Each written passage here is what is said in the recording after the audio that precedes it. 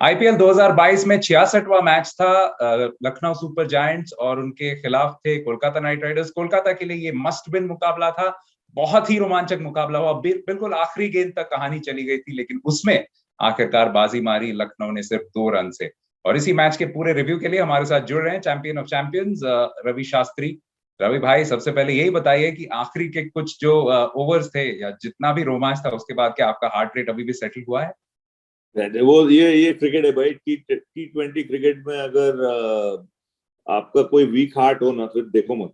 कुछ फायदा नहीं है कि और किधर पहुंच सकते हो आप, instead of watching the television. But जैसा मैंने कहा, ये पॉकेट रॉकेट है यार। ये रिंकू सिंह जो बैटिंग की है आज, वो फ्री स्पिरिट वाला बंदा है।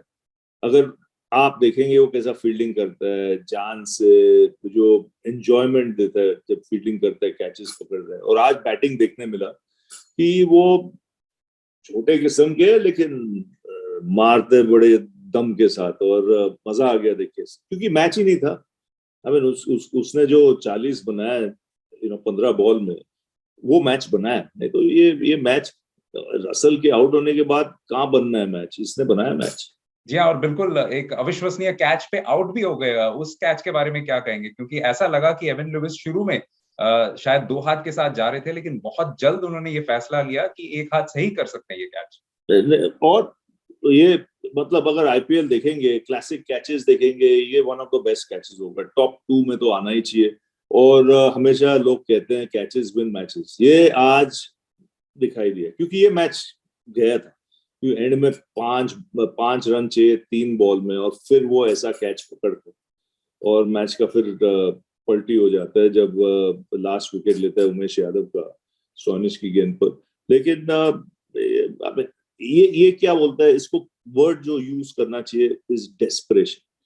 जैसा आपने कहा, वो भाग रहा था। वो देखा कि 2 हाथ से जाऊं, नहीं 1 हाथ से जाऊं, जान लगाया और बॉल। ऐसे कैचेस तो चिटकते हैं हाथ पे। ऐसा बनाता नहीं है। You have to show that kind of effort. और उसने एफर्ट दिखाया, उसकी वजह से जीत गए। लखनऊ के बहुत से हीरोज थे इस मैच में रवि भाई, उनके सब के बारे में एक एक करके बात करेंगे, लेकिन सबसे बड़े रचनाकर्ता इसके जरूर थे उनके ओपनर्स, और खासकर क्विंटन डिकॉक। लाजवाब पारी, 140 नाबाद, इस सीजन का सबसे सर्वाधिक स्कोर, और साथ ही ऐसी साझेदारी जिसने कई सारे रिकॉर्ड भी तोड़े। 3rd highest of all time IPL इतिहास में। और साथ ही सिर्फ चौथी बार ऐसा T20 क्रिकेट में हुआ है कि दोनों ओपनर्स ने अनब्रोकन एक पार्टनरशिप जड़ी है पूरे 20 ओवर तक। क्विंटन डिकॉक का रेपुटेशन है कि वो डिस्ट्रॉय कर सकते हैं अटैक। वो साउथ अफ्रीका के लिए काफी बार किया है इन इंटरनेशनल लेवल। जितने भी फ्रेंचाइजी के साथ खेला है उसने किया है 50, 60, 70, 80। लेकिन 140 मतलब फॉर 20 ओवर्स ऐसा स्ट्राइकिंग करना, और क्वालिटी ऑफ स्ट्रोक प्ले जो दिखाई दिया आज, मतलब फास्ट बॉलर्स को cut, hole, over extra cover, down the ground, सब शॉट्स, स्पिनर्स को स्वीप, रिवर्स स्वीप।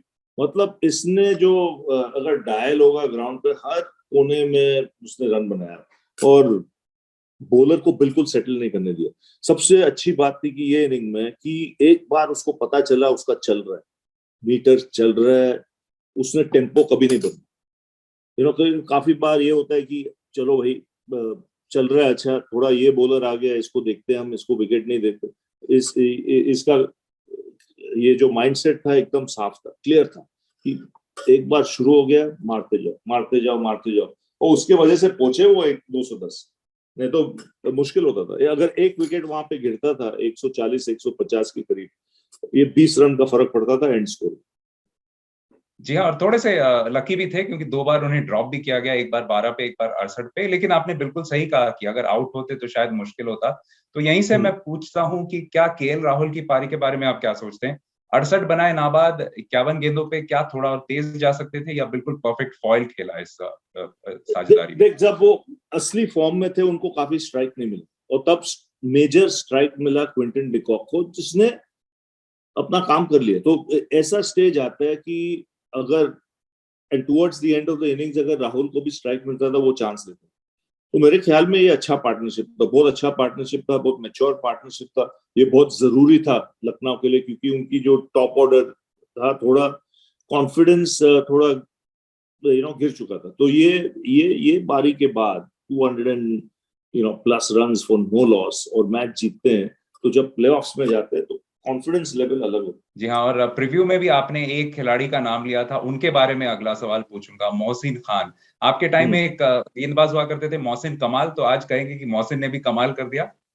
बिल्कुल, और देख वो अगर जब स्पीड गन देखते हैं उसका नहीं आता 140, 150, 155, लेकिन इसका जो ऑफ द विकेट जो इसको निप मिलता है और पेस मिलता है वो बहुत अच्छा है। क्योंकि काफी बार देखेंगे आप, जब बैट्समैन उनको खेलते हैं तो वो सरप्राइज हो जाते हैं कितना तेजी के साथ बॉल बैट को लग रहा है, और वो सीख रहे हैं हर गेम में। अभी मैं आज की गेम में भी जैसा उसने रसल को डाला, जैसा उसने आगे के प्लेयर्स को भी डाला, ये दिखाई दे रहा है कि वो रीड कर रहा है गेम, वो अलग अलग चीज जो ट्राई कर रहे हैं उसको कॉन्फिडेंस है ट्राई करने में, और एटीट्यूड अच्छा है और टेम्परामेंट अच्छा है। तो मेरे ख्याल में ये आईपीएल के बाद, ये एक्सपोजर के बाद वो और बेहतर बॉलर हो जाएगा। कोलकाता के बारे में विस्तार में भी बात करेंगे, लेकिन एक छोटा सा सवाल आज के मैच में कि जिस तरीके से उन्होंने चेज किया, क्या उन्होंने दिखाया कि अगर इस आक्रामकता या इस पॉजिटिविटी के साथ पहले खेलते तो शायद प्लेऑफ्स की रेस में भी होते।